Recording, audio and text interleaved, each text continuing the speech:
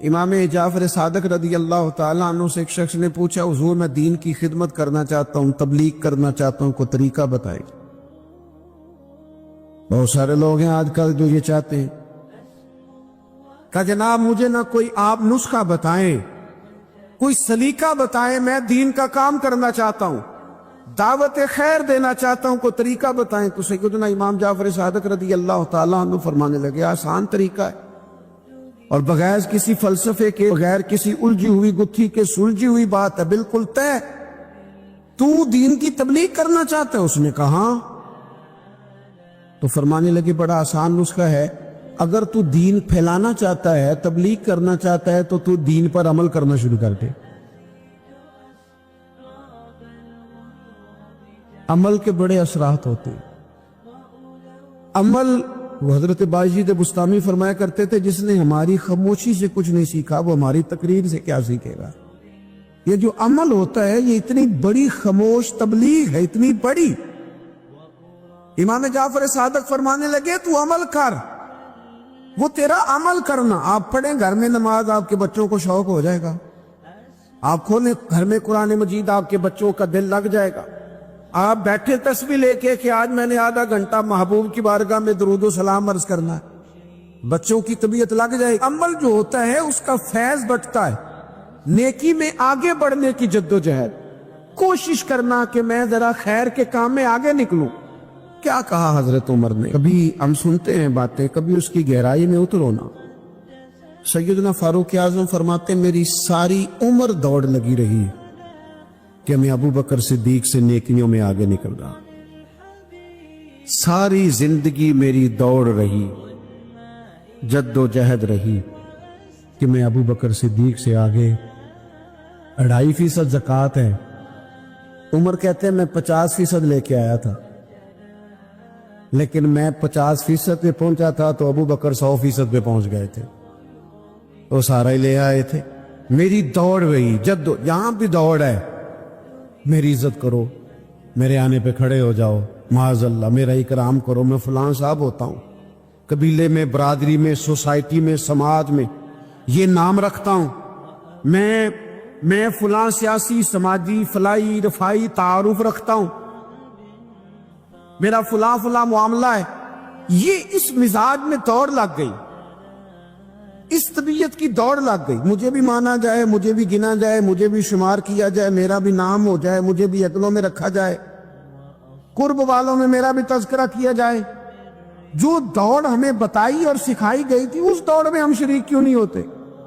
اس میں آگے کیوں نہیں نکلتے؟ وہ جو ہمیں فرمایا گیا تھا کہ تمہیں پتہ چل جائے پہلی صف کا ثواب کتنا ہے تو تم قرآن اندازی کرو۔ تو یہ قرآن اندازی کس دن ہونی ہے؟ یہ والی قرآن اندازی کس دن ہونی ہے؟ لیکن وہ قرآن اندازیاں تو ہو رہی ہیں عمرے کے ٹکٹ کی، اتنے عمرے کے ٹکٹ، اتنے عمرے کے، اچھی بات ہے، اس کی بھی کوئی مخالفت نہیں، لیکن جو کام جس میں آگے بڑھنا تھا، جس میں جد و جہد کرنی، جس میں دوڑنا تھا، اس میں کاوش کرنی، اس میں تو ہم پیچھے ہیں۔ زندگی اتنی تیزی سے گزر رہی ہے، آپ یقین کریں پیچھے پلٹ کے دیکھتے ہیں تو پتہ ہی نہیں چلتا کتنے سال بیت گئے۔ بھی ایسے لگتا ہے کل ہی تو بھی داخل کرایا تھا گھر والوں نے اسکول میں، ابھی اگلے دن کی بات ہے دارالعلوم میں داخل ہوئے تھے اور اتنے سال بیت گئے، اتنا وقت گزر گیا۔ ہم عجیب مزاج کے لوگ ہیں، یہ چاہتے ہیں کہ ہمارے بچے بڑے ہو جائیں، یہ نہیں چاہتے کہ ہم بوڑھے ہو جائیں۔ دیکھیں اگر بچے بڑے ہوں گے تو لازمی نتیجہ ہے کہ ان کے بڑے، لیکن ہم دونوں باتوں میں اپنا مزاج رکھتے ہیں، بچے بھی بڑے چاہیے ہمیں اور ہم خود بھی اپنے آپ کو بوڑھا تسلیم کرنے کو تیار ہے۔ ماشاءاللہ جی میرا بیٹا جوان ہو گیا، تو جناب آپ کیا ہو گئے؟ آپ بھی تو بتائیں نا، آپ کہاں پہنچ گئے؟ وہ کیا دور تھا جب کہتے تھے میرے بیٹے کو میرا جوتا پورا آنے لگا ہے۔ جیسے جیسے بچے بڑے ہوتے تھے والدین کے لہجے میں ٹھہراؤ آتا تھا، ان کی 5 نمازوں کے ساتھ تہجد بھی شروع ہوتی تھی، اشراق اور چاشت بھی شروع ہوتی تھی۔ وہ چاہتے تھے کہ ہمارے بچے ہمیں زیادہ سے زیادہ خیر کرتا دیکھیں، وہ اپنے لفظوں پر، جملوں پر، زبانوں پر، انداز پر کنٹرول کرتے۔ میاں بیوی ایک دوسرے سے کہتے تھے اب لڑنا نہیں ہے، بچے اثر قبول کرتے بڑے ہو گئے، اب ہمیں ماحول اور طرح کا بنانا ہے۔ کب آگے نکلیں گے نیکیوں میں؟ کب ہم جد و جہد کریں گے؟ کب ہم یہ والا کام کریں گے کہ نہیں اب مجھے سنور جانا چاہیے، نہیں اب میرے اندر مثبت تبدیلی آنی چاہیے، نہیں اب مزاج میں حلم، بردباری، وقار، وزاداری، یہ چیزیں مجھے پیدا کرنی چاہیے؟ کب بچپنا ختم ہوگا؟ وہ کسی درویش نے کہا تھا نا کہ میں نے 22 سال کے بوڑھے دیکھے اور میں نے 65 سال کے بچے دیکھے۔ کہا جناب کیا معنی؟ کہنے لگے معنی یہ ہے کہ بزرگی سمجھ کے ساتھ ہوتی ہے، عمر کے ساتھ تھوڑی ہوتی ہے۔ وہ تو سمجھ کے ساتھ ہے، جس دور میں سمجھ آ گئی، شعور آ گیا، سمجھ گئے بات کو۔ ورنہ بعض لوگ معذرت کے ساتھ بعض لوگ ساری زندگی سمجھدار ہونے کو تیار ہی نہیں ہیں۔ وہ کچھ ایسی باتیں کرتے ہیں جو ان کے منصب سے میچ ہی نہیں کرتی، ان کے سٹیٹس کے ساتھ وہ اٹیچ نہیں ہوتی۔ بھئی یہ بات آپ کو نہیں کرنی چاہیے تھی، آپ کا معیار یہ نہیں تھا، معیار بلند ہے آپ کا، آپ اپنے سٹیٹس کے حساب سے بات کریں گے۔ تو میرے عزیز آگے بڑھا جائے۔ اب تو کئی ہمارے کلاس فیلو چلے گئے، کئی ساتھ رہنے والے چلے گئے، کئیوں کو ہم دیکھتے ہیں وہ کہتے ہیں یار مہینوں ہو گئے چارپائی پہ پڑے، ملاقاتیں ادھوری رہ گئی ہیں، کئی باتیں ضروری رہ گئی ہیں، کئی لوگ رخصت ہو گئے، تو کیا ہم کب کس وقت ہم عبرت پکڑیں؟ بس چپ کر کے جنازہ پڑھ کے آ گئے تو صرف اسی کا ہونا تھا، قبر میں فاتح پڑھ کے آ گئے تو صرف اسی کو دفن ہونا تھا، کسی کی کل خانی میں چیلوں میں شرکت کر کے آگے کسی کی ہونی تھی، میری ہونی نہیں ہے۔ اپنے اعمال میں پختگی لائی جائے، آگے بڑھا جائے۔ حضرت جابر ابن عبداللہ رضی اللہ تعالیٰ عنہ فرماتے میں نے میدان احد میں ایک صحابی کو دیکھا کھجور کھا رہے تھے۔ کتنا ٹائم لگتا ہے کھجور کھانے میں؟ گوشت کی بھری ہوئی پلیٹ نہیں تھی ان کے سامنے کہ ساری خالی ہونے میں دیر لگے، کھجور کھا رہے تھے، بخاری شریف ہے۔ اور کھجور کھاتے کھاتے کریم محبوب علیہ السلام کی عالی مرتبت بارگاہ میں عرض گزار ہوئے، یا رسول اللہ اگر آج میں شہید ہو جاؤں تو کہاں جاؤں گا؟ تو حضور نے فرمایا جنت میں۔ حضرت جابر ابن عبداللہ فرماتے ہیں وہ بات انہوں نے سنی تو وہ جو کھجور کھا رہے تھے وہ باقی کی منہ سے نکال دی۔ کیا معنی؟ کہیں کھجور کھاتے کھاتے دیر نہ ہو جائے، کہیں دیر نہ ہو جائے، وہ کھجور نکال دی اور میدان میں اترے اور وہ لڑے اور انہوں نے جد و جہد کی اور وہ اسلام کا نام لے کر ڈٹ گئے، رسول اللہ صلی اللہ تعالی علیہ وسلم کے پیغام پر کھڑے ہو گئے، اللہ نے انہیں شہادت عطا کر دی۔ انہوں نے کھجور کھانے کا وقت بھی انتظار نہیں کیا کہ کہیں لیٹ نہ ہو جائے۔ کیا معنی ہے؟ کھجور کھانے سے پہلے پہلے اللہ نے انہیں جنت عطا فرما دی۔ ہمارا تو جناب وہ میرا پروگرام بن گیا، بس میں حج کر رہا ہوں، پھر اس کے بعد میں نے ولی اللہ ہو جانا۔ بھائی یہ بچوں کی شادی ہو جائے، تھوڑے سے کام ہے، میں پھر مسجد میں ہی ہوں۔ بھائی دلی تو بڑی دور ہے، دلی دور ہے۔ یہ آپ جو باتیں سنا رہے ہیں یہ تو لمبی ساری بات ہے، یہ تو کام شروع کر دینا چاہیے تھا، اس پر تو عمل شروع کر دینا، روکا کس نے؟ آپ بچوں کے بیاہ بھی کریں لیکن ساتھ حضور کی بارگاہ میں درود و سلام بھی پیش کریں۔ آپ ڈیوٹی پہ بھی جائیں، رزق حلال بھی کمائیں، پر اگر رب توفیق دینا تو سویرے اٹھ کے ایک سپارہ قرآن مجید کا تلاوت بھی فرمائیں، اپنے آپ کو آراستہ پیراستہ کریں، نیکیوں کے ساتھ جد و جہد کریں۔ اگر اللہ تبارک و تعالیٰ نے رزق حلال دیا ہے، اللہ کی راہ میں خیر کے ساتھ بانٹنا ہے، پھر اس میں جلدی کریں، پھر دیر نہ کریں۔ جوانوں اس طرح سیر کرنے کا عمر جوانی ہے نا، کھانے پینے کا عمر جوانی ہے، اور کہیں آنے جانے کا ٹائم جوانی ہے۔ میں سچ بتاتا ہوں، عبادت کرنے کا ٹائم بھی جوانی ہے، دین کی نوکری کرنے کا وقت بھی جوانی ہے، ذکر کرنے کا ٹائم بھی جوانی کا ہے، درود و سلام عرض کرنے کا ٹائم بھی، کعبۃ اللہ کے پھیرے کا مزہ بھی جوانی میں، اور حضور کی محبت میں رونے کا مزہ بھی جوانی میں، ان کا نام لے لے کے جینے کا مزہ بھی جوانی میں، ان کے تذکروں کا مزہ بھی جوانی میں۔ عشق لگا سی کھیڈاں کھیڑ دینوں تے مینوں کھیڈاں بھل دیاں بھل گئیاں، میں کجل پایا سی یار دے ویکھنے نو، پھر او دی یاد وچ روندے ای ڈول گئیاں۔ حیدر شاہ اس گلی کدے نہ رول دی، پر ہن تے رول دی میں رول گئیاں۔ یہ مذہبی جوانی دیر نہ کرے، وقت ضائع نہ کرے، ادھر ادھر نہ گزارے۔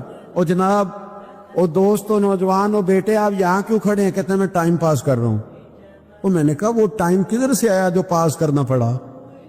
ایک دوست مجھے کہنے لگے میں بور ہوتا ہوں۔ میں نے کہا یار اس کے لیے بھی تو ٹائم چاہیے نا، ہمارے پاس تو بور ہونے کا بھی ٹائم کوئی نہیں۔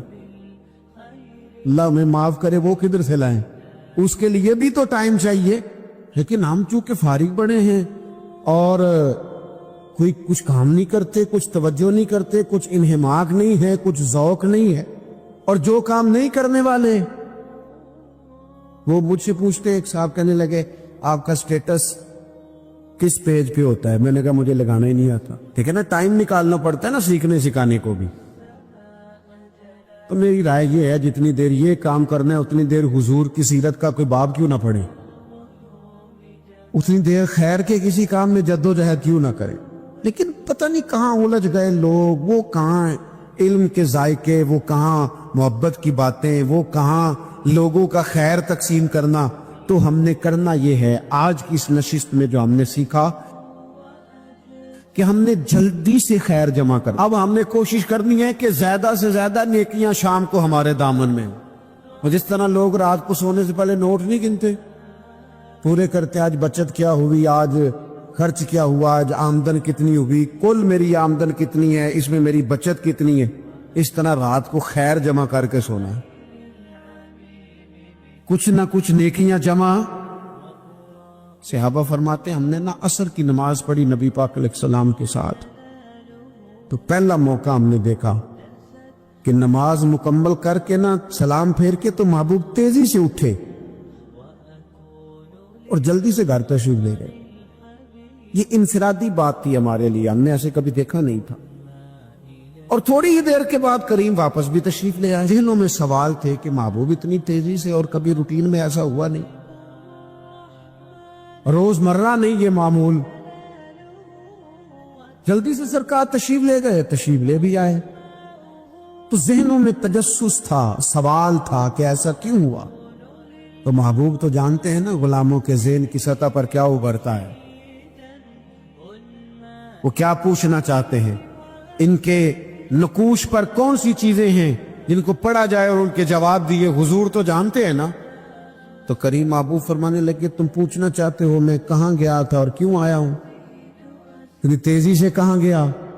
حضور فرمانے لگے میں گھر گیا تھا، کاشانہ اقدس میں گیا تھا، کچھ سونا آیا تھا مال غنیمت کا، میں نے سارا بانٹ دیا تو ایک ٹکڑا سونے کا باقی بچ گیا تھا۔ نماز پڑھی تو مجھے خیال آیا وہ تو ابھی بھی میرے گھر میں پڑا۔ تو حضور فرماتے میں جلدی سے گیا ہوں، اسے بھی اللہ کے راستے میں خیرات کر کے آیا۔ یہ جلدی سے نیکی کر دی ہے، کہیں یہ کام رہ نہ جائے۔ اور ایک روایت میں یوں بھی ہے کہ میں نہیں چاہتا تھا کہ میرے گھر میں پڑا رہے اور رات پوری گزر جائے، رات پوری گزر جائے، لہذا میں نے چاہا کہ اسے جلدی سے اس نیکی کو کر دیا جائے، جس کے کہاں پہنچنا ہے اس کے ہاں۔ میں دوستوں سے کہا کرتا ہوں رمضان میں کسی کو راشن دینا تو رمضان سے پہلے دے دو، رمضان کی نیت کر کے۔ انشاءاللہ آپ کو یہی بتائیں گے مفتیان کرام کہ رمضان سے پہلے بھی رمضان کی نیت کر کے دیا جائے تو اللہ تعالیٰ اتنا ہی اجر عطا فرمائے۔ ہم نا جی وہ انتظار ہو رہا ہے فلانا کا، وہ جی میں نے کر لیا تھا، لے لیا تھا، ٹائم نہیں مل رہا مجھے دینے جانے کا۔ اس کی کیا وجہ ہے جی؟ اس کی کیا وجہ ہے؟ آپ نے کام کرنا تو پھر اسے کریں، پھر دیر کس بات کی؟ جو شروع کرنا ہے اسے شروع کریں۔ جس کا ارادہ ہے نا میں نے مسجد میں جھاڑو دینا کرنا ہے وہ کرے شروع، جس کا ارادہ ہے نا اذان میں نے پڑھنی کرنی ہے تو کرے نا شروع، جس کا خیال ہے میں نے قرآن سیکھنا ہے تو کر دے شروع، کسی کا انتظار نہ کرے۔ جس کا خیال ہے اب میں نے دین کو سیکھنا ہے شروع کر دے، اور جس کا دل ہے نا محبوب کی سیرت کو پڑھنی ہے وہ دیر نہ کرے، وہ حضور کے تذکرے شروع کرے، وہ تذکرہ پڑھتا جائے گا، رب اس کی روح کو توانائی عطا فرمائے گا۔ جو نیکی جو خیر ہمارے دائرہ کار میں ہے، دائرہ اختیار میں ہے، ہماری پہنچ، اسے کیوں چھوڑا جائے؟ نبی پاک علیہ الصلوۃ والسلام نے فرمایا نیکی کو کبھی حقیر نہ سمجھو، کچھ نہ ہو سکے تو مسلمان بھائی سے مسکرا کے ملاقات کر لینا، اللہ صدقے کا ثواب عطا کر دے گا۔ آپ نے کافی ساری ماشاءاللہ سبحان اللہ کہی ہے، پر یہ مسکرا کے ملنا آج کل مشکل ہو گیا یہ کام بھی، کیونکہ یہ دور ہے ناراض لوگوں کا دور، اس میں ہر کوئی کسی نہ کسی سے ناراض ہے، تو مل تو لیتے ہیں، مسکرا کے نہیں ملتے۔ ملاقاتیں تو ہو جاتی ہیں، لوگ تو ہر روز ایک دوسرے سے ملتے ہیں، پر یہ دل کم ہی کسی سے ملتے ہیں۔ ملتے ہیں لوگ پر ملتے، زندگی میں وہ عجیب لمحہ تھا، وہ میرے ساتھ تھا پر میں تنہا تھا۔ لوگ ملتے ہیں پر ملنے کو تیار۔ حضور نے فرمایا نیکی کو حقیر نہ سمجھو، کچھ نہ ہو سکے تو ذرا مسکرا کے مل لینا۔ کیا معنی ہے کسی سے ملنا تو راضی ہو کے ملنا؟ یہ جو مزاجوں میں گھٹن ہے تبھی اور بلا وجہ کی ہے، بعض جگہوں پہ کوئی اس کا کوئی شرعی پس منظر نہیں، کچھ نہیں، بلا وجہ۔ نیکیوں میں ذرا جد و جہد کی جائے، کوشش کی جائے، حصول حسنات میں کوشش کی جائے۔ ہم نہ بڑے سست ہیں، دنیا کے معاملے میں چست ہیں اور خیر کٹھی کرنے میں سست ہیں۔ جلد از جلد آپ دیکھیں ہمارے بزرگوں نے بہت زیادہ کام کیا، بہت زیادہ۔ اس کی وجہ یہ تھی کہ وہ دوسروں کے کام پہ نہیں توجہ دیتے تھے، اپنے کام پہ توجہ دیتے۔ آج کل ہمارا یہ مسئلہ ہے کہ ہم نیکی اس لیے نہیں کر پاتے کہ ہماری اپنے کام پہ توجہ کم ہوتی ہے، دوسرے پہ زیادہ ہوتی ہے۔ نتیجہ کیا نکلتا ہے؟ دوسرے کئی دفعہ آگے نکل جاتے ہیں، اور ہم جو بھی منصوبے بنا رہے ہیں، پروگرام طے کر رہے ہیں، وہ معاملہ پیچھے رہ جاتا ہے۔ تو زندگی میں جلد از جلد خیر جمع کرنے کی کوشش کرنا۔ جلد از جلد امام بخاری کی عمر 62 سال ہوئی ہے، اور قرآن مجید کے بعد وہ صحیح ترین کتاب امت کو دے گئے۔ کو بہت لمبی عمر نہیں، 62 سال عمر مبارک پائی۔ کتنا ہمارے بزرگوں نے کہا، حضرت عمر بن عبدالعزیز کی عمر 39 سال ہوئی، پوری 40 نہیں۔ کتنی خیر بانٹی انہوں نے زمانے میں۔ کام نہیں کرتے، پروگرام نہیں بناتے، ہم خیر نہیں جمع کرتے۔ خیر جمع کرنے کا وقت تو ہے، فٹافٹ کر لی جائے۔ پھر تو اس طرح کا ٹائم آ جاتا ہے کہ انسان زیادہ نماز پڑھنا چاہتا ہے، نفل پڑھنا چاہتا ہے، اس کا وجود ساتھ نہیں دیتا۔ اس طرح کے اوقات آ جاتے ہیں کہ وہ کچھ خیر کرنا چاہتا ہے، پھر اس کے پاس موقع نہیں رہتا۔ وہ لکھنا، پڑھنا، پڑھانا، سمجھانا چاہتا ہے، پھر قواعد اتنے مضبوط نہیں رہتے۔ جد و جہد کی جائے، کوشش کی جائے، جلد از جلد۔ اللہ کے پیارے رسول صلی اللہ تعالی علیہ وسلم نے فرمایا، صحیح بخاری میں حدیث موجود ہے، حضور فرمانے لگے جلد از جلد نیکیاں کر لو اس وقت سے پہلے کہ فتنے رات کے ٹکڑوں کی طرح تمہارے اوپر گریں گے۔ حضور فرمانے لگے وہ ایسا سخت وقت آئے گا کہ بندہ صبح مومن ہوگا تو شام کافر ہو جائے، شام مومن ہوگا تو صبح کافر ہو جائے۔ اور فرمایا لوگ دنیا کے بدلے اپنا دین بیچ ڈالیں گے۔ اس سے پہلے نیکی کر لو، قبل اس کے کہ الجھا دیا جائے، ذہنوں کو پریشان کر دیا جائے۔ کئی جگہ مسائل نہیں بنا دیے گئے، وہ چھوڑو دی یہ تو نفل ہے، چھوڑو دی یہ تو غیر مؤکدہ ہے۔ اعلیٰ حضرت فاضل بریلوی فرماتے ہیں جو نفل چھوڑتا ہے نا، ایک وقت آتا ہے سنت کے ترک کرنا شروع کر دیتا ہے، اور تارک سنت ایک وقت آتا ہے کہ واجبات کو چھوڑتا ہے، کیونکہ وہ سیلاب اچانک نہیں آیا کرتے۔ پہلے چھوٹا سا سوراخ ہوتا ہے، دریا کے کنارے چھوٹا سوراخ ہوتا ہے، بند نہ کیا جائے تو بڑا ہو جاتا ہے، پھر اور بڑا ہو جاتا ہے، پھر وہ سیلاب بن جاتا ہے۔ کیا ہوتا ہے کہ جب ہم دیر کرتے ہیں، آپ دیکھ لیں دنیا داری میں لوگ کتنے آگے نکل گئے، کتنے دنیا داری کی جو چیزیں آئیں وہ غالب ہو گئیں۔ میں آپ سے پوچھ رہا ہوں جتنے لوگوں کے پاس موبائل ہیں اتنے لوگ نمازی بھی ہیں؟ موبائل بعد میں آ کے غالب ہو گیا سب پہ، اور نماز آپ یہ ایوریج نکالے نا، جتنے لوگ فیس بک پہ ہیں اتنے لوگ دینی تعلیم کے میدان میں بھی ہیں، پڑھنے پڑھانے کا مزاج بھی رکھتے ہیں۔ جتنی نصیحتیں کرنے میں آج لوگ نکلے ہوئے ہیں، کیا اتنی خیر بھی دنیا میں بٹ رہی؟ جتنی جدید ٹیکنالوجی آ گئی سب ہم نے حاصل کر لی، بری بات نہیں، ٹھیک ہے، اچھی بات، لیکن سوال یہ ہے کہ وہ باتیں جو سالوں سے ہو رہی ہیں اور جو ہمارے دین کے فرائض میں شامل ہے ان پر عمل کب ہوگا؟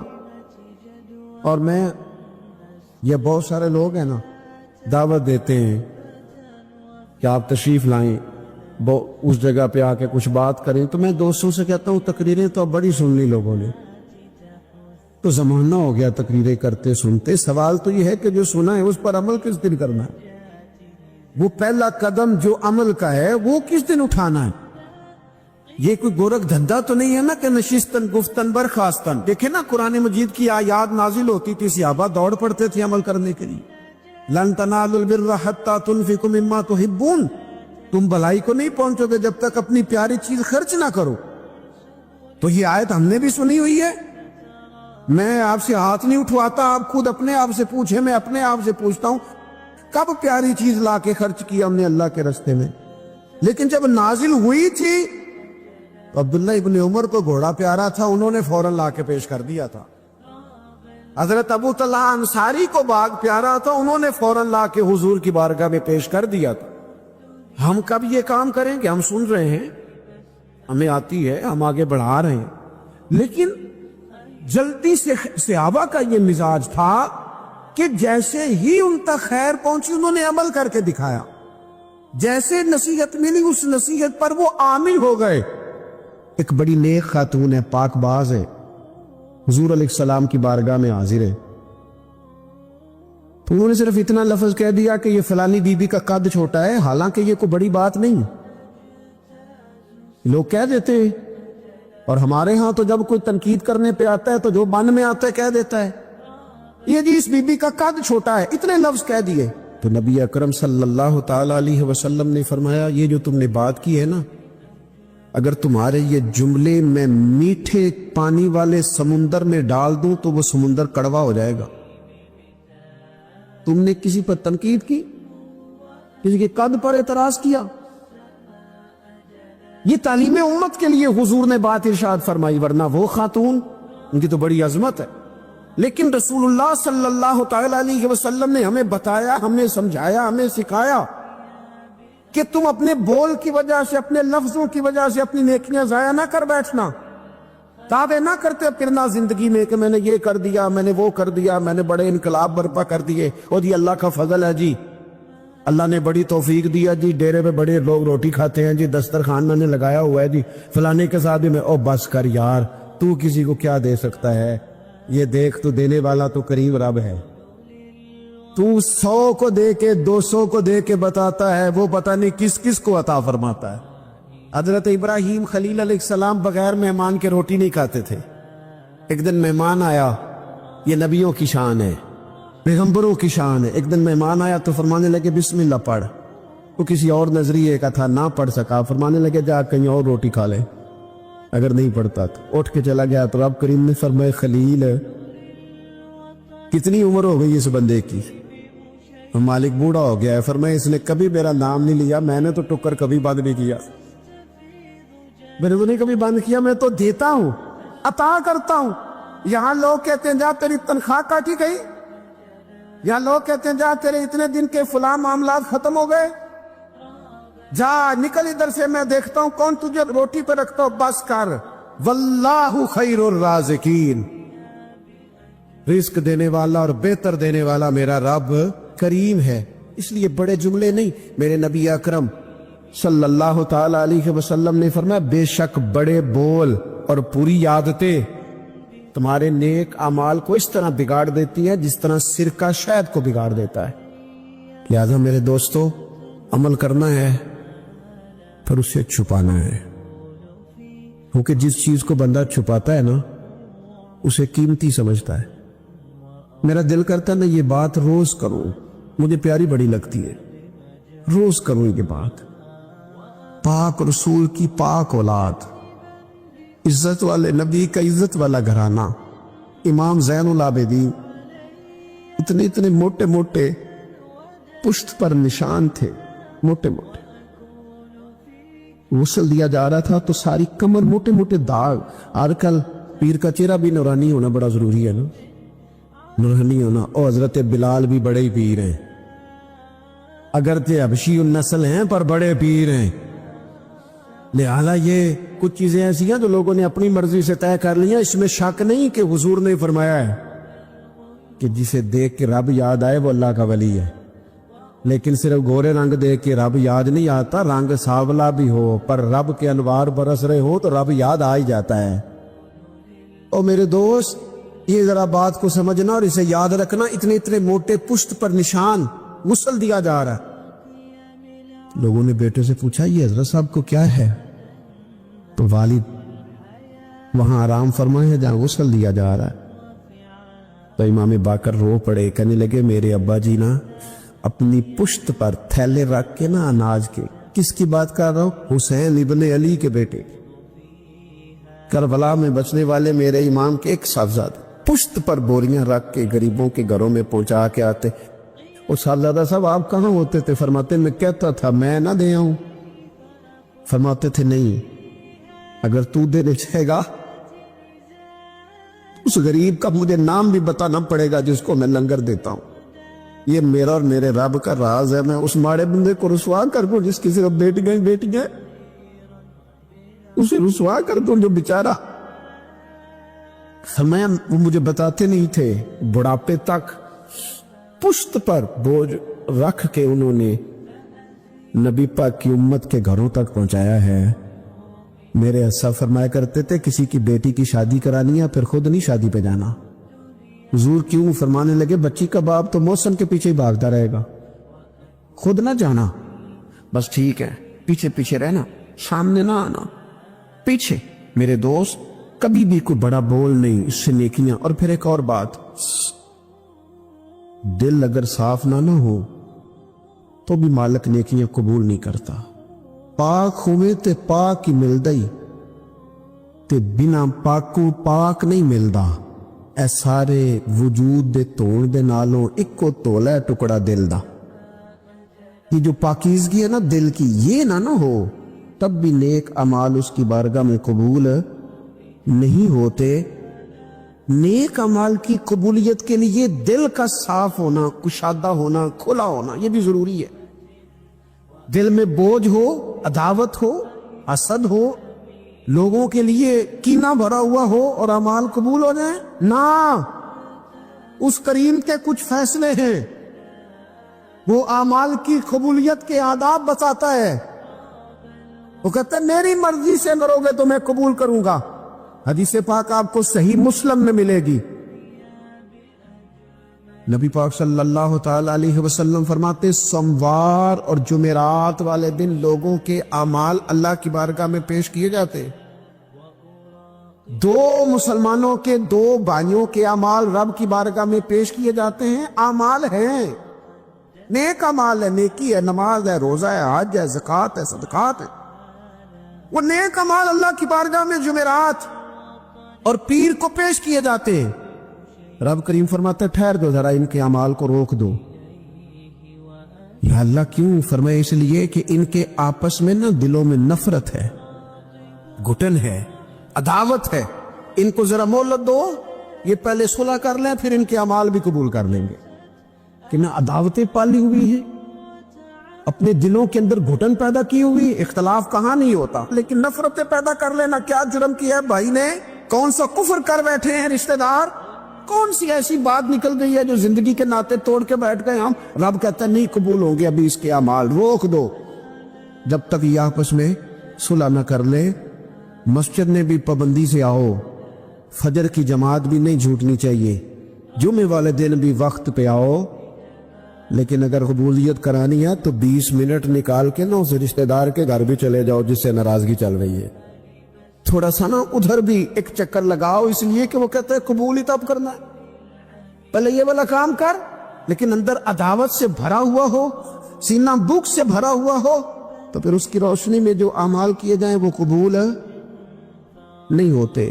قرآن مجید فرقان حمید نے ایک اور وجہ بھی بیان کی ہے, فرمایا نہیں قبول کریں گے. امام شافعی سے ایک بندے نے کہا میرا دل کرتا ہے میں کچھ لوگوں پر خرچ کروں پر مجھے کوئی مستحق بندہ نہیں ملتا. تو امام صاحب ہنس پڑے, کہنے لگا جی آپ ہنسے کیوں؟ فرمانے لگے تو جو کچھ اللہ نے تجھے دیا ہے تو اس کا مستحق تھا، تو حقدار تھا؟ جب رب نے تجھے بغیر حساب دیا ہے تو اللہ کے بندوں کو ٹٹولتا پھرتا ہے؟ تو کہتا میں پتہ کروں یہ حقدار ہے کہ نہیں، اور تو اس کے رستے میں بے حساب دے، رب بھی تجھے بے حساب ہی عطا فرمائے۔ نبی کریم صلی اللہ تعالی علیہ وسلم کے اولین تربیت یافتہ جو لوگ ہیں صحابہ اور اہل بیت، ہر لحاظ سے امت کے لیے یہ لوگ منارہ نور ہیں۔ صحابہ سارے کے سارے عادل ہیں، ہدایت کے ستارے ہیں۔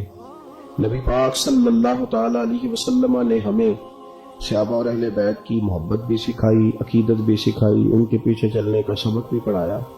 مسلمان کا یہ شیوہ ہے کہ ان سے زیادہ فائدہ حاصل کرے۔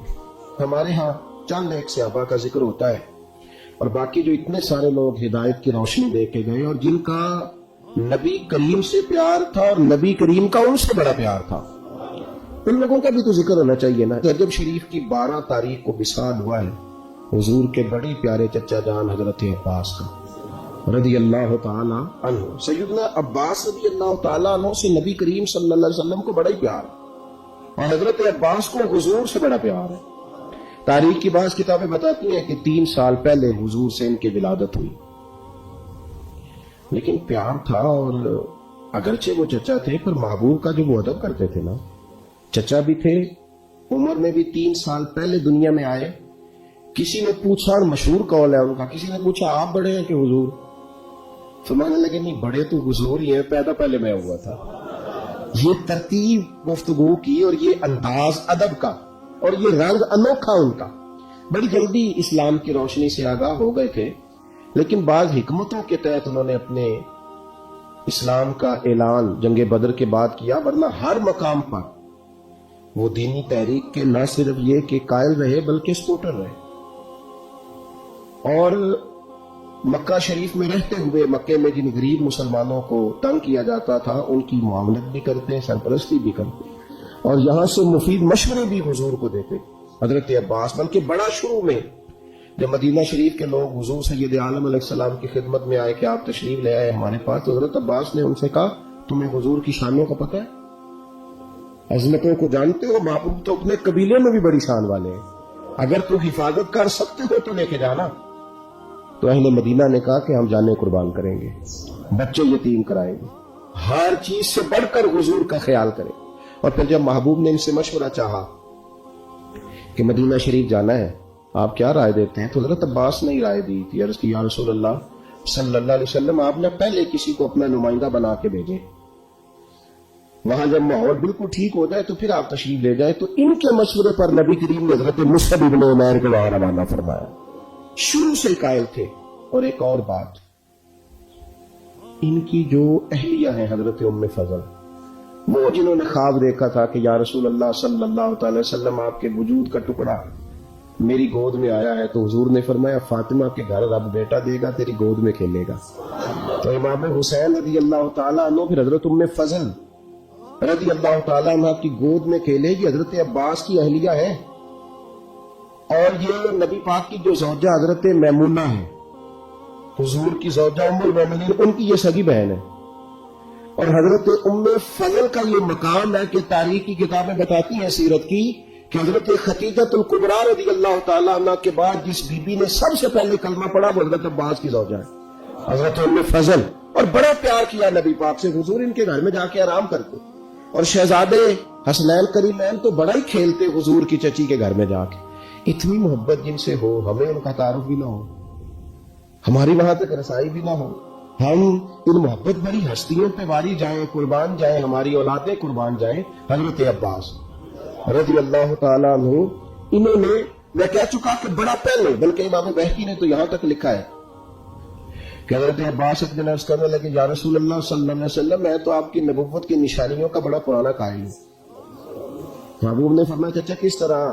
تو عرض کرنے لگے یا رسول اللہ آپ پنگھوڑے میں تھے، آپ جدھر جدھر انگلی کا اشارہ کرتے تھے چاند بھی ادھر ادھر ہی چلتا چلا جاتا تھا، چاند جھک جاتا جدھر انگلی اٹھاتے مہد، کیا اشاروں پر چلتا تھا کھلونا نور کا۔ نبی پاک صلی اللہ تعالی علیہ وسلم سے عرض کرنے لگے میں تو اس دن کا قائل ہوں बदर में जबरदस्ती लाए गए थे दबाव डाल के, और हुजूर ने यहाँ से आबा से कहा था मेरे चाचा को कुछ न कहना, उनको तो जबरदस्ती लाया। नबी पाक अलैहिस्सलाम का प्यार, और जब ये आए ना तो हुजूर ने फरमाया अब आए हो तो फिदिया भी दो। तो इन्होंने भी अजराए मोहब्बत कहा कि कहां से दूं, तो हुजूर ने भी अजराए मोहब्बत फरमाया कि वो जो आती दफा मेरी चची को पैसे दे के आए थे कि आ गया तो इस्तेमाल कर लूंगा, वरना तुम ये काम कर लेना। तो हजरत अब्बास तो सुन के कांपने लगे, कहने लगे वो तो मुझे मेरी बीवी के अलावा किसी को पता ही नहीं। ये सुनकर हजरत अब्बास पर लाशा हुआ तारी कि पैगंबर तो रखता है गुनाह की भी खबरदारी। ख्याल आया मुसलमान नेक को बद पहचान जाते हैं, मोहम्मद आदमी के दिल की बातें जान जाते हैं सल्लल्लाहु तआला अलैहि वसल्लम। तो हजरत अब्बास रज़ी अल्लाह तआला ने इस खूबसूरती के साथ नबी पाक सल्लल्लाहु अलैहि वसल्लम के साथ वाबस्ता जमाना, जाहिलियत में भी कुछ लोग बड़ी इज्जत की निगाह से देखे जाते थे। कुछ लोग उस दौर में भी लिखना पढ़ना जानते थे, उनमें हजरत अब्बास का शुमार था, बड़ी इज्जत की निगाह से देखे जाते। और फिर अल्लाह ताला ने उन्हें एजाज अता किया।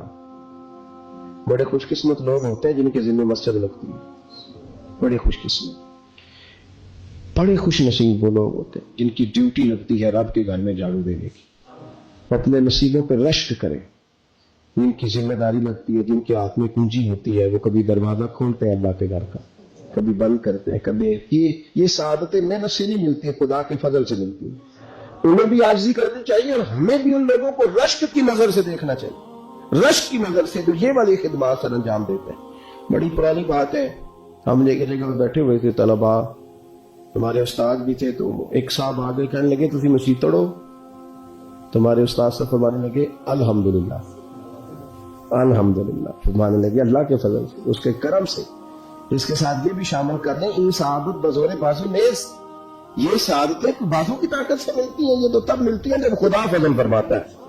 हजरत अब्बास को ये एजाज मिला कि उनके वालिद जनाब हजरत अब्दुल मुत्तलिब रज़ी अल्लाह तआला अन्हु काबे की देखभाल करते, आबे ज़मज़म का बंदोबस्त करते, ज़ायरीन को आसानियां देते। उनके बाद ये खिदमत हजरत अब्बास के हिस्से में आई।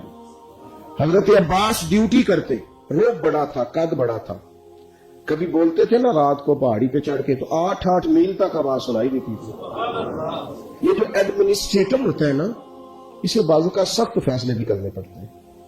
इसमें किसी चीज का इंतजाम करना होता है ना, उसमें सख्त फैसले भी, यानी डॉक्टर के पास लोग इलाज कराने जाते हैं, पर कभी कभी उसे ऑपरेशन भी करना पड़ता है। कभी कभी वो मुनासिब समझता है तो कोई उंगली काट भी देता है।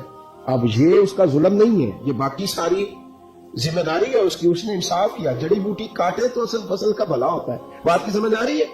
इसलिए जो एडमिनिस्ट्रेटर होता है ना बंदोबस्त, उससे लोगों को शिकवे भी होते हैं, देखो जी फलाने से को छुट्टी दे दी, फलाने से मार दो, ये शिकवे भी होते हैं। लेकिन क्योंकि वो एडमिनिस्ट्रेटर है, उसने ना चाहते हुए भी कुछ सख्त फैसले करने होते हैं। हजरत अब्बास का रोब था, किसी की ताकत नहीं थी हरम शरीफ में कोई बात भी कर सके, ना कोई गिबत कर सकता था, ना कोई गलत जुमला निकालता था।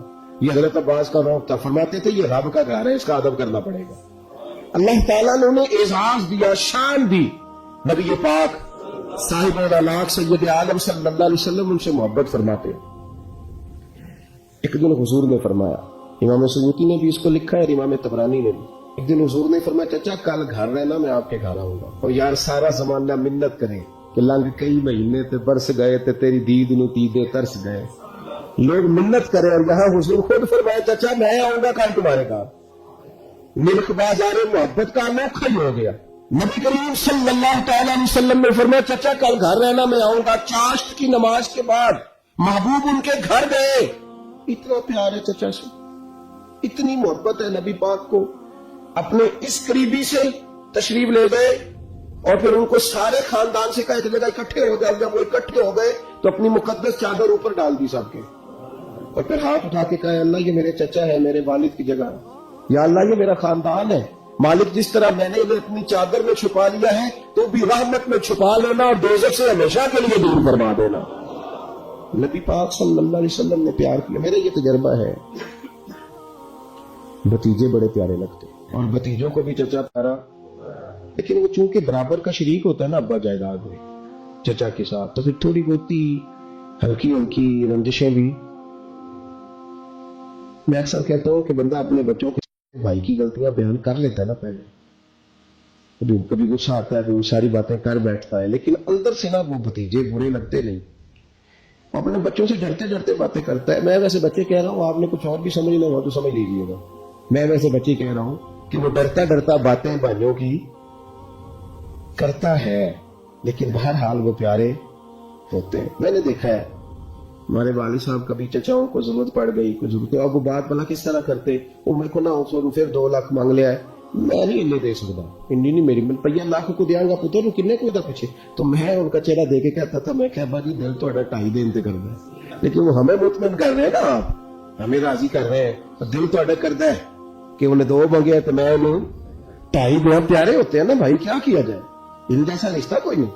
لیکن وہ بندہ باتیں کر بیٹھتا ہے تو تھوڑا بہت پھر وہ نا اپنے بچوں کو مطمئن کرنے کے لیے, وہ بھی میں نے بھائی دیکھے ہیں جو دروازوں پہ کھڑے ہو کے بھائیوں کو دیکھتے ہیں, بیماریوں سے دیکھتا ہے, ایسے قد اونچا ہوتا ہے, میرا بھائی فلانی جگہ کامیاب ہو گیا, یہ ہوتا ہے, کیا کیا جائے. تو حضرت عباس رضی اللہ تعالیٰ عنہ کا حضور سے پیار اور نبی کریم کا اپنے چچا سے پیار, یہ کوئی انفرادی سا رنگ ہے, انفرادی سا. اور پھر چچی کا پیار. ایک دفعہ حضرت ام فضل نے نا لاٹھ لے کے ڈنڈا لے کے مارا ابو لہب کو, اس نے بات ایسی کر دی تھی تو چچی نے مارا. کہ چچی کا حضور سے بڑا پیار. میں کبھی کہتا ہوں کہ آپ کو یہ ساری باتیں مجھے اور آپ کو پتہ چل جائے نا, صرف پتہ چل جائے, ان سے اتنی روشنی ملے گی کہ ہمارے گھروں تک نور آئے گا, ہماری گھریلو زندگیاں سکون میں آ جائیں گے اگر ان لوگوں کے حالات ہم تک آ جائے. نبی پاک صلی اللہ تعالی علیہ وآلہ وسلم اتنی محبت کرتے. 3 چیزیں بڑی زیادہ تھیں حضرت عباس کے اندر, خود حضور نے بیان فرمایا کہ تو عباس سخی بڑے. اور یہ یاد رکھیے گا, بخاری میں پورا باب ہے کہ بندہ جیب کا سخی نہیں ہوتا, سخی بندہ دل کا ہوتا ہے. حضرت عباس سخی بڑے تھے, صلہ رحمی کرنے والے بڑے تھے, رشتہ داروں سے اچھا سلوک کرنے کی کوشش کرتے تھے, بہترین. تیسری بات یہ تھی کہ غلام آزاد کراتے تھے. اس کا اگر آج آپ اپنی زبان میں ترجمہ کریں تو جو لوگ مقروض نہیں ہو جاتے. جب تک بندے کی جیب میں پیسے ہوتے ہیں تو رشتہ دار بھی پہنچتے ہیں, دوست بھی پہنچتے ہیں, لنگر بھی چلتے ہیں, چندوں والے بھی پہنچتے ہیں. مسجد بنانی ہے, مدرسہ بنانا ہے, قبرستان کا مسئلہ ہے, گلی بنانی ہے, سارے پہنچتے ہیں. اور اگر قرضہ چڑھ جائے تو پھر ادھر ادھر بیٹھ کے باتیں کرتے ہیں, کہتے ہیں اس نے دھوکے کیے, اس نے فراڈ کیے, اس نے فلان کیے. اور خدا کے بندوں, قرضہ تو چڑھ ہی جاتا ہے, اور اگر قرضہ ولیوں پہ رہا, صحابہ پہ رہا, انبیاء پہ رہا, یہ کوئی اس طرح کا مسئلہ ہے کہ آپ جس بندے کو جس اینگل سے بھی دیکھیں. اس پر میں رات دوستوں سے کہہ رہا تھا کہ ایک بندہ مصیبت میں ہے, دوسرا اسے دیکھ کے خوشی کا اظہار کر رہا ہے. معاذ اللہ, ایک بندہ مشکل میں ہے, نبی پاک صلی اللہ علیہ وسلم نے فرمایا کسی کو مصیبت میں دیکھ کے خوشی کا اظہار نہ کرنا, ورنہ اس پہ اللہ رحمت کر دے گا اور تمہیں اس میں مبتلا کر دے گا. ہم تو الٹا کہانیاں بناتے ہیں, تنقید کرتے ہیں, بندہ الجھ جائے تو طنز کرتے ہیں. باغا اندر ہریل توتا تے نمیا نمیا روے, تے آکھے باغا والوں پتھر نہ مارو متے کوئی پردیسی ہوئے. پہلے ایک آدمی تکلیف میں ہو, تاڑی مار اڑانا, باہو اسی تے گئی اڈنا رہے, پہلے دکھ میں ہے اور تو اور تکلیف دے رہا. اس لیے عزیزو, یہ جو انداز ہے یہ ٹھیک نہیں ہے. حضرت عباس کا طریقہ کیا ہے, یہ جو ہوتے تھے نا غلام, ان کی گردنیں پیسے لے لیتے تھے, ان کے مالک تو گردنیں. چلے آج بھی اگر آپ نے ترجمہ کرنا ہو تو لوگ ایڈوانس لے کے نہیں بیچارے پھنس جاتے, جان چھوٹتی ہے پھر اس ملازم کی. تھوڑے تھوڑے قرضوں میں لوگوں کو قیدی نہیں بنا لیا جاتا. حضرت عباس کا شوق تھا غلاموں کو خرید کے آزاد کرنا. کہتے تھے اللہ کے بندے آزادی سے زندگی گزارے تو میرا دل ٹھنڈا ہوتا ہے. غلام آزاد کرنا. اور بھائی مقروض کو تو زکات بھی لگتی ہے. ہمارے یہاں جب لوگ مقروض ہو جاتے ہیں تو معاذ اللہ خودکشیاں کرتے ہیں. کیوں کہ ہم آگے بڑھ کے ان کا ہاتھ نہیں تھامتے, ان کی مدد نہیں کرتے. حضرت عباس نے تو وصال سے کچھ دن پہلے اپنے شہزادے سے فرمایا یہ میں نے 70 لوگوں کی لسٹ بنائی ہے, یہ غلام ہے, پتر ان کو خرید کے آزاد کرنا. 70 لوگ آزاد کیے انہوں نے. لوگوں کی گردنیں چھڑانے کے لیے کردار ادا کریں. اگر کوئی بیچارہ کہیں الجھ گیا تو بازو تھام کے باہر نکالے, یہ خیر والا کام ہے, اسے کرے. نبی پاک صلی اللہ علیہ وسلم کی جو خوبصورت مسجد مبارکہ نا, مسجد نبوی شریف, اس کے بالکل ساتھ پہلے تو حضرت عباس نے کئی دفعہ کہا یا رسول اللہ میں بھی آ جاؤں مدینے, پھر میں آپ وہاں ٹھہریے. اور حضور فرمانے لگے میں نبیوں میں آخری ہوں اور لگتا ہے آپ ہجرت کرنے والوں میں آخری ہوں گے مدینے کی طرف آنے میں. خود حضور نے جب اجازت دی تو تشریف لائے, مسجد نبوی کے ساتھ مکان بنایا. حضرت عمر فاروق کا دور خلافت تھا, یہ آپ کو कुतुब हदीस में हर जगह हदीस मिलेगी और मुस्लिम इमाम अहमद बिन हम्बल में मिलेगी।